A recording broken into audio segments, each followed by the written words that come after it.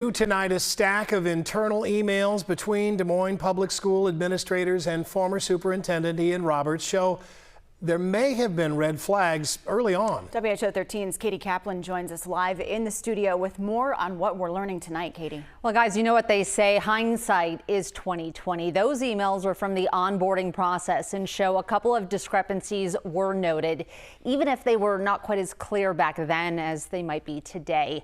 Most compelling, though, we found Roberts himself made an inaccurate change to his public announcement for here.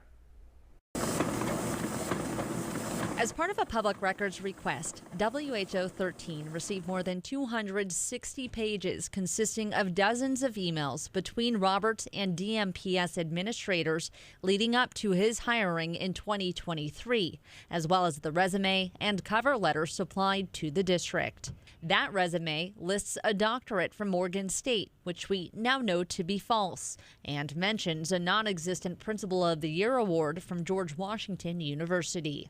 On May 15th, the day before Roberts was publicly announced by the district, an email from District Director of Communications Phil Rader to the public relations team handling the announcement points out a small difference between the prepared press release and what was in Roberts' attached biography, with Rader writing the two don't exactly align in regards to Roberts' educational history. An email from the PR team the following day mentions different birth years for Roberts found online on various websites.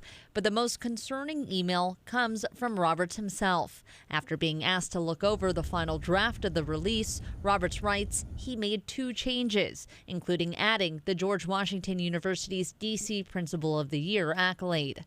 Back in September, a representative from the George Washington University confirmed to WHO 13 via email that the university has no record of awarding such recognition to DC principals and did not present this award.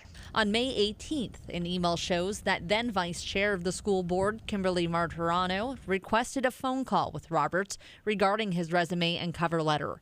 We reached out to Martirano, now the chair of the board, and scheduled an interview to discuss the topic. However, less than 2 hours before, she canceled, saying the district's legal counsel advised her that due to ongoing investigation and litigation, responses be provided in writing rather than through an in-person interview. In a follow-up statement, Martirano says the purpose of the call was to address spelling and grammatical errors in Roberts' resume and cover letter so that they were corrected prior to the publication. She says the conversation was not recorded and that she did not take any notes, maintaining she was not aware of and did not discuss any discrepancies regarding Roberts' biography or resume during that call.